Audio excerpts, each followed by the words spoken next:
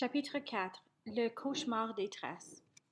Cette nuit, j'ai fait un cauchemar épouvantable, un rêve niaiseux, mais qui avait l'air tellement vrai que j'ai pensé ma dernière heure arrivée.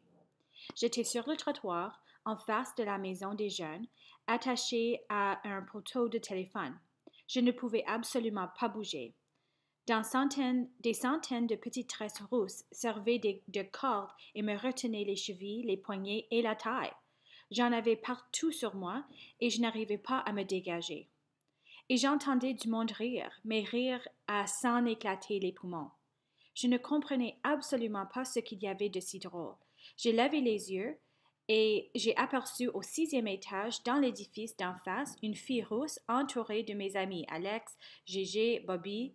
D'ailleurs, Bobby portait un nez rouge comme celui de mon père. Mais ce qui me faisait le plus mal, c'est que la fille rousse riait le plus fort que les autres. Et je ne pouvais même pas me boucher les oreilles parce que j'étais attachée. Ah oui, je me rappelle aussi qu'il y avait des tonnes de chiens qui bavaient sur mes souliers. J'ai même pensé que je finirais par me noyer, je vous dis, l'horreur.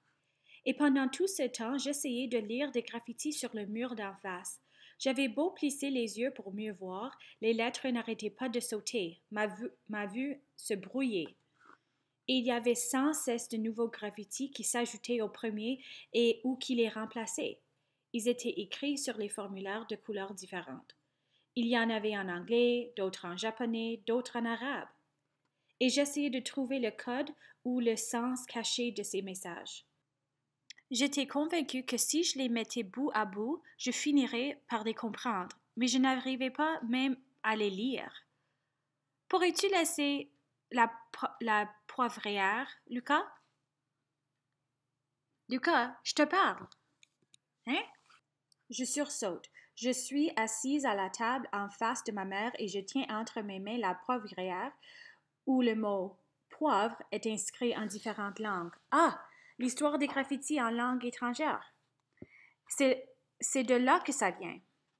Je dors encore, moi. Plus de traces sur moi. Mais quel stress! Je peux avoir le poivre? Me redemande Nicole pour la 10e fois. Il me semble que ça sent le bacon. Tu n'es pas très réveillé, toi. 1, 2, 1, 2. J'appelle à la terre. J'appelle la terre. Allô, allô? Ma mère plaisante.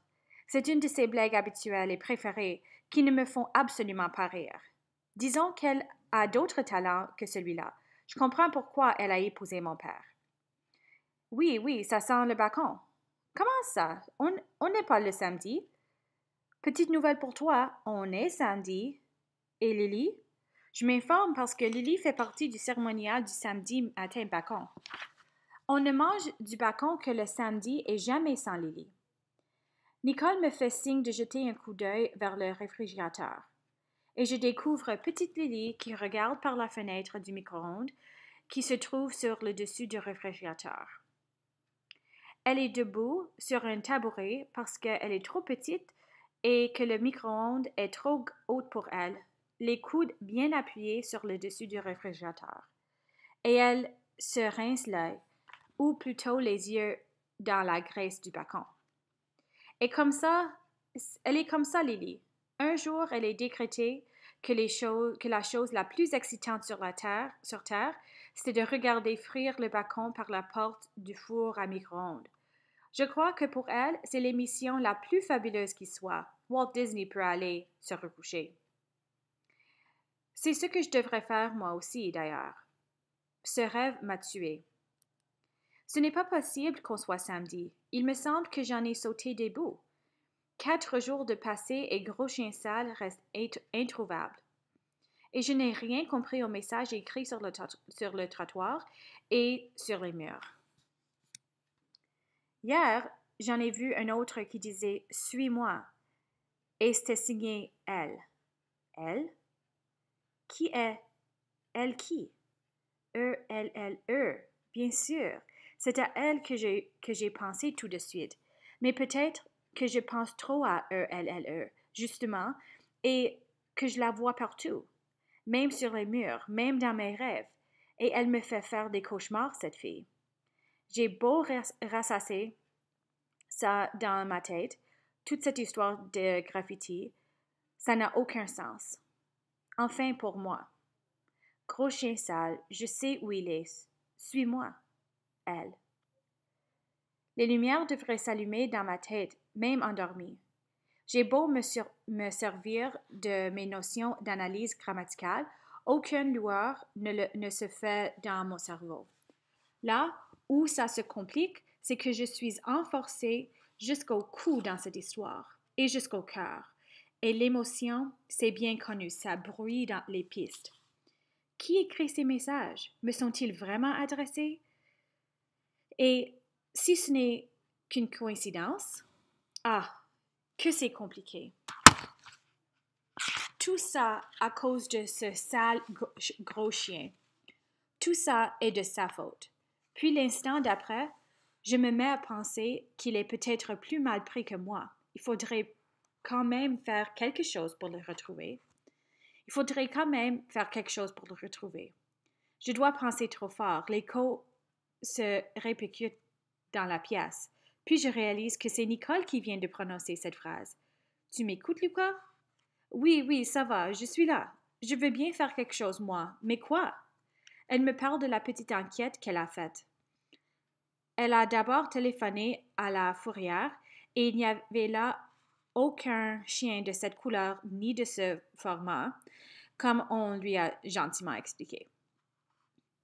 Je lui réponds que c'est compréhensible, que des modèles comme ça, il ne s'en fait plus. Les veaux maintenant, ils vivent à la campagne. Elle ajoute avec une patience toute maternelle qu'elle a également téléphoné à la Société protectrice des animaux et qu'il n'y avait rien de ce côté-là non plus. La ville n'a pas ramassé de chiens écrasés et les voisins immédiats n'ont pas vu de gros chiens comme le nôtre. Lily a sauté de son tabouret pour nous rejoindre. C'est le signal que le balcon est prêt. On ne met jamais la militerie, on se fie à l'œil de Lily. Personne a vu Gros Chien Sale, mais aussi, je l'ai cherché. Je demande à Nicole ce qu'il nous reste à faire si toutes les démarches ont échoué. Mais une mère, c'est bien connu. C'est plein de ressources. La mienne n'en manque pas, en tout cas. Au bureau, j'ai photocopié des petites affiches qu'on pourrait mettre sur les poteaux. C'est quoi ton affiche? Il y a la photo de Gros Chien Sale dessus? Nicole rit. Sais-tu, Lucas, qu'on a une seule photo de ce chien-là? Elle date de quand il était petit et si mignon. J'ai dû l'agrandir plusieurs fois pour qu'il arrive à ressembler à un gros chien. Qu'est-ce que ça donne? Il a l'air un peu bizarre. Son allure habituelle, quoi. Montre. Ma mère prend dans sa serviette la cinquantaine de petites affiches qu'elle a imprimées. L'horreur! Déjà que Gros Chien Sale n'a pas l'air brillant. Là, c'est à mourir de rire. On dirait un gros chien bouffi, gonflé à bloc, prêt à éclater. Une montgolfière poilue. On jurerait qu'il est féroce parce que ses dents sont exagérément longues et que l'agrandissement lui fait des yeux crapauds. C'est bien la première fois que ce chien peut paraître épeurant. D'habitude, il a tellement l'air concombre. Ma mère s'excuse en disant qu'elle a fait ce qu'elle a pu avec ce qu'elle avait. Et qu'au moins ça donne une idée générale de l'air qu'il a à ce moment. Sous la photo, il y a une description du monstre et la liste de ses qualités. Ma mère n'a pas tenu compte des défauts sûrement pour ne pas effrayer la population. Elle a ajouté notre numéro de téléphone et celui de mon père. J'examine de plus près la photographie et je vois une grosse main qui entoure le cou du chien. Je m'informe à tout hasard. C'est à qui la grosse main qui dépasse? Quelle grosse main qui dépasse? Lily m'arrache presque la fiche des mains. Nicole lui dit que c'est la sienne, que c'est la photo d'elle et du chien quand ils étaient petits, tous les deux. Elle proteste, totalement insultée en regardant ses mains. J'ai pas des grosses mains comme ça, moi. J'ai été obligée de lui expliquer que ma mère avait dû agrandir la photo du petit chien sale pour en faire un gros chien sale. Et comme sa main était sur la photo, elle a subi le même sort. Où je suis d'abord? Je ne comprends pas là. C'est quoi l'idée? Ben oui, non, non, si ma main est sur la photo, où je suis, moi? Heureusement, Nicole est intervenue. Je suis trop endormie encore pour expliquer à Lily la dure réalité des avis de recherche. J'ai dû t'enlever de la photo, Lily. Je l'ai coupée en deux et comme ça, je n'ai agrandi que de chien. Un petit plus et Lily monterait sur la table. C'est pas juste. J'ai pas envie d'être coupée. Moi aussi, je voulais être sur la photo avec gros chien sale. Là, j'avoue que je ne comprends rien. Non, mais c'est vrai, c'est quoi l'idée? Elle nous répond que c'est pour qu'il ne soit pas toute seule. Après tout, elle n'a pas tort. Il est perdu, ce chien-là. Il faut pas laisser tout seul sur le poteau. Ma mère explique à Lily avec une patience d'ange que si on mettait sa photo sur le poteau, tout le monde croyait qu'elle a disparu, comme gros chien sale. Heureusement que ma mère est là, je crois que j'aurais hurlé. Des fois, Lily me tombe sur les nerfs. Quand elle a une idée en tête, elle ne décroche pas. Et je me sens pas enfant pour faire guigui à Lily. Je laisse Nicole aux prises avec l'habillage de Lily et j'essaie de me faire un horaire pour la journée, puisqu'on est samedi, donc pas d'école. On ne peut pas répéter puisque le local n'est pas libre. La seule chose qui me reste à faire, c'est d'en profiter pour me promener dans les rues au cas où je rencontrerai la fille aux chiens tressés et aux cheveux. Aux chiens tressés et aux chiens. Lucas, tu devrais aller prendre ta douche. Oui, c'est vrai. Tu devrais aller prendre ta douche, répète l'écho Lily. Tu as l'air du Yeti qui court après le capitaine Haddock. De quoi je me mêle, Lily Yeti, et je commence lentement à me transformer en monstre. J'adore ça. Je roule des yeux jusqu'à ce qu'on ne voit plus que les blancs. J'avance les bras en écartant les doigts et je grogne à en faire tomber les murs. Cela plaît follement à Lily, mais énerve passablement ma mère qui me prend par les épaules pour calmer mes élans monstrueux et m'assoit tout en poursuivant. Tu prends ta douche et après, tu devrais aller épingler ou coller ces affiches sur le quartier si on veut retrouver ce chien. Je suis quand même assez réveillée pour réagir. S'il y a quelque chose dont j'ai horreur, c'est qu'on organise à ma place ma vie ou mes affaires. Il n'en est pas question. Oui, oui, moi aussi. Je veux y aller avec Lucas.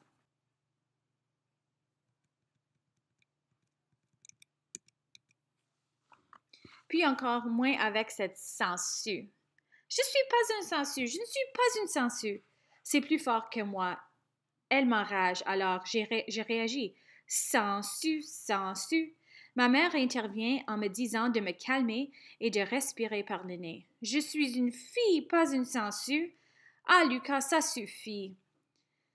Ma mère s'est fait prendre à son tour. C'est plus fort que nous quand Lily est longtemps à la maison. On finit tous par attraper sa manie de s. Ma mère a le fou rire, moi aussi. Il n'y a que Lily qui reste sur ses positions de petite sangsue insultée. Ma mère profite de ce moment d'accalmie pour m'annoncer ses intentions secrètes, parce que c'est ça qu'il s'agit depuis tout à l'heure. Ma mère m'annonce que Lily va m'accompagner dans ma tournée puisque je dois la garder aujourd'hui. Lily est ravie, bien sûr. Elle a l'impression d'avoir gagné. Je m'objecte. Il n'est absolument pas question que je m'occupe d'elle aujourd'hui. J'ai des choses plus importantes à faire. Lily se met alors à crier qu'elle aussi est une chose importante. Je me demande toujours où les enfants vont chercher des sons aussi perçants dans de si petits corps. Ma mère la rassure en lui disant de ne pas s'inquiéter, que Lucas va s'occuper d'elle toute la journée et qu'ensemble nous allons chercher le chien. Elle ajoute qu'elle est convaincue qu'elle va beaucoup m'aider. La sangsue me tire la langue avant de s'en aller vers la chambre d'amis. Et elle demande à ma mère s'il faut qu'elle porte quelque chose de spécial pour chercher le chien. Comme si on partait en expédition avec le commandant Cousteau ou à la recherche de l'arche perdue. Non, non, répond toujours patiemment ma mère. Mais ce que tu as porté, ça va aller. Et n'oublie pas de prendre un chandail. Ta mère m'a dit que tu avais encore eu mal à la gorge. À cet instant précis, je me jure que je n'aurai jamais d'enfant. Jamais. C'est trop de problèmes. Et je lance à ma mère un regard qui en dit long. Je ne peux m'empêcher de parler tout bas même si Lily n'est plus dans la pièce. Comment ça se fait que je retrouve avec Lily dans les pattes un samedi matin? C'est quoi l'idée là? Ma mère m'explique sur un ton encore plus bas qu'elle n'y est pour rien. Mon père donne une représentation supplémentaire au cirque cet après-midi et il nous a demandé de garder Lily. J'interviens le plus rapidement que possible pour me dégager de cette mission impossible. Ah ah, il a dit nous. Nous, ce n'est pas moi. Pour me culpabiliser, ma mère me regarde avec un petit air super maternel. Mais ce matin, ça ne prend pas. Je résiste au maximum. Cette fois-ci, elle ne m'aura pas. Elle a une mère, cet enfant-là, qu'elle s'en occupe. Elle est toujours rendue chez nous. Quand ce n'est pas pour le chien, c'est pour le bacon ou pour... Et tu adores ça. Ah, je ne sais pas comment est votre mère, mais la mienne a une façon de désamorcer les choses qui m'engagent. Le pire, c'est qu'elle sait tout le temps où m'attraper. En fait, presque. Pourtant, je ne m'avoue pas vaincue aussi rapidement. Pourquoi tu ne t'en occupes pas, hein? Je me demande ce qu'elle va trouver à me répondre. Eh bien, elle a trouvé. Qui va faire le ménage, les courses et la bouffe? Ça, c'est l'argument massu. Elle sait très bien que j'ai horreur de ce genre de corvée et que je préfère avoir Lily sur les bras, même tout un samedi après-midi. Mais pour être sûre que je ne reviendrai pas en arrière, elle joue encore avec mes sentiments. Un peu plus, on attendait tout un orchestre de violons dans la cuisine. Et puis, c'est ta sœur, ma demi-sœur. Oui, je sais, ça c'est un peu bas. Mais bon, je voudrais vous y voir. Elle a l'air mignonne comme ça, Lily. Mais de près, c'est autre chose. Elle bouge sans arrêt, elle parle tout le temps et elle rit pour des riens. Et disons que j'ai autre chose en tête ces temps-ci. Je rage quand même un peu pour la forme, sinon je ne serais pas un adolescent normal. Et je me dirige vers la douche au moment où Lily revient, sans son pyjama à pattes, avec des chiens saucisses dessus, mais déguisée en exploratrice. Elle se dirige vers ma mère en lui présentant une brosse à cheveux et des élastiques. Nicole, j'aimerais ça que tu me fasses tout plein des petites tresses dans mes cheveux. Du coup, mon cœur cesse à battre et je sens un grand vide dans ma poitrine.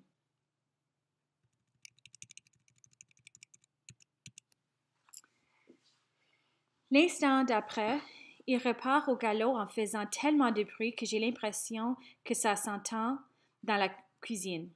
Moi, qui croyais m'être débarrassée de mon cauchemar, voici que je nage à nouveau les pleins dedans. Je me suis retournée d'un bord et j'ai hurlé. Pourquoi tu veux des tresses? Voyons, Lucas, qu'est-ce qui te prend? J'ai dû vraiment faire peur à Lily parce qu'elle me regarde les yeux pleins d'eau. Elle finit par me dire des sanglots dans la voix que c'est parce qu'elle veut ressembler à une fille rousse et qui se fait des tresses et qui promène des chiens. J'ai presque sauté sur elle. Tu la connais? Je me calme un instant et je la prends gentiment dans mes bras. Bien quoi? J'ai besoin de savoir. Je lui fais un sourire engageant et je lui caresse doucement le dos, sinon elle va se fermer comme un moule et je n'aurai rien. Elle a repris un peu d'aplomb et me répond comme si de rien n'était.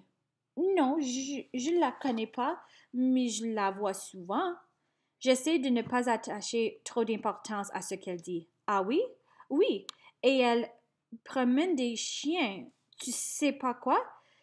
C'est une fille bizarre. Elle écrit souvent des mots sur les trottoirs et sur les murs. Quoi?